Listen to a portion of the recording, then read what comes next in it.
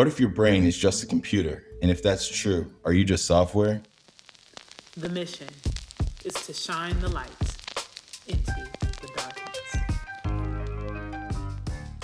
Bear, did you know that the human brain is basically a computer? I'm not a robot. My brain does not have a computer. Well, I guess I am a robot, but humans don't have a computer brain. I need you to elaborate on that, boy. Well, a computer can be defined as a system that receives inputs, processes those inputs according to rules, stores information, and then produces outputs. So that's what your brain does. For example, your eyes take in inputs like light, your body takes in inputs like touch, and your ears take in inputs like sound. Your brain processes those inputs, stores those inputs as memory, and then gives outputs like, the speech I'm giving right now is an output of all the inputs my brain has taken. What do you think about that?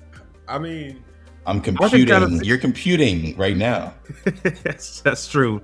That's true. No, I mean, I get what you're saying. I do. Let me go through some of these companies that could align with what you're talking about, and we can jump into it. But a few publicly traded companies that kind of go with what Boy is saying about your brain being a computer. Whereas Nvidia, of course, they develop GPUs. Google, who develops foundational models. Microsoft, Meta, Amazon, Intel, Tesla, Qualcomm. A lot of these different companies are working on these advanced computers that you're talking about, but the difference is that robots and computers, they don't have emotions. I feel like they don't have real emotions like humans, the same human emotion. I want to clarify that what you meant with all those companies is they're working on neural networks. So for example, the reason Tesla is interested in neural networks is because to build a self-driving network is kind of like building this hive mind. But anyways, what you're talking about in terms of feelings and emotions or whatever, which is all the fluffy stuff that doesn't really matter, but we can talk about it. Anytime you feel happy or anytime you feel upset or whatever, it's just a bunch of chemicals and neurons firing in a specific way. And yeah, it's super complex, but at the end of the day, that's what it is, right? Like, do computers have feelings? Probably not right now, but that could change if they get complex enough. Or do you think it's more than that? Here's an example I would give that kind of does relate to your point. I kind of thought about this before. You're making me think of it again. I could see a human brain be compared to a computer if you think of how humans have developed over time. Like if you look at the earliest communication was a lot simpler. A lot of it was non-verbal,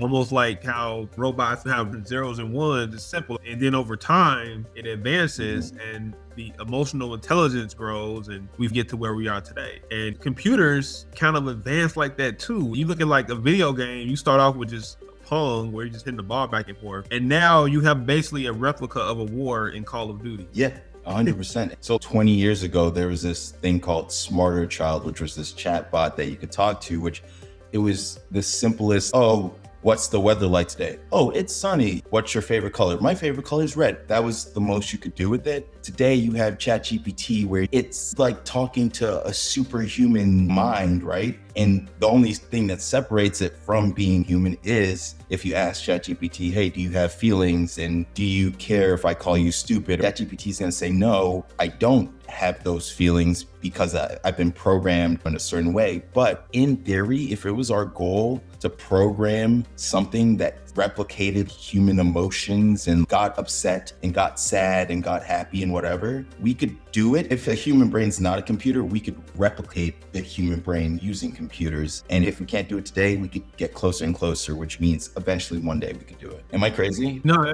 that's true. And you could even, now you got my brain thinking more, because before I was talking about humans developing over time, but even like a human developing from a baby to an adult.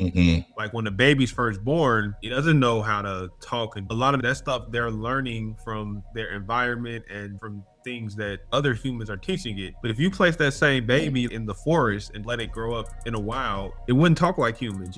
Its brain will still develop, but it would be a lot different. It would probably die, but yeah. It probably would die, but it might, that's a whole nother episode. They say it's humans that are out there. I forget what they're called. They're in the forest and they're living among the wild. And anyway, that's too far-fetched. No. I agree with you. Yeah. But if you think of the brain as a computer, that makes you think of people differently, because people who think like this sometimes might not give people personal responsibility and say, oh, well, their brain is a bunch of neurons firing chemicals, so it's not their fault that they killed that guy, but it's the whole nature versus nurture thing. That person who is a murderer, well, they're probably a murderer because, when they were a child, they grew up in a home where there's violence and maybe their father was murdered. You know what I'm saying? Like, there's a whole bunch of things that leads to people making the decisions that they make, because we make these decisions like computers. We just take all of our inputs, all of our memories stored. We go back to our childhood and process those memories every time we make a decision, maybe not consciously, but all these things play into the decisions we make. And those are the outputs, those are the actions and the speech we give and all that stuff we do. It's all computed. And if you're thinking right now, you're computing, you're processing.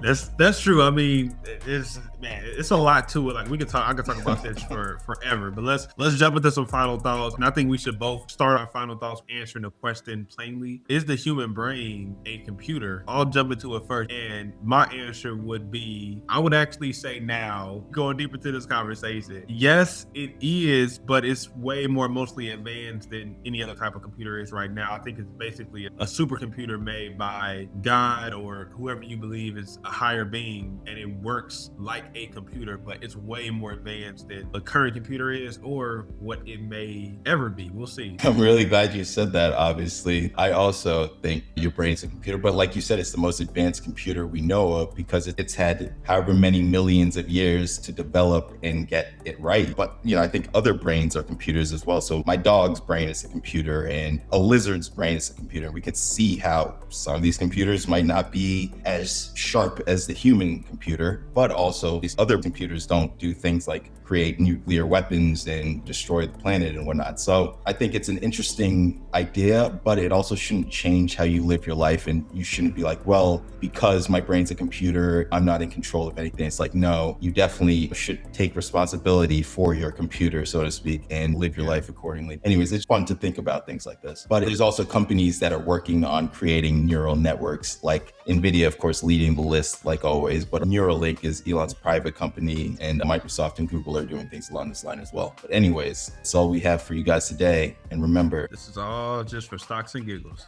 If you like that, subscribe and be sure to check out this next episode.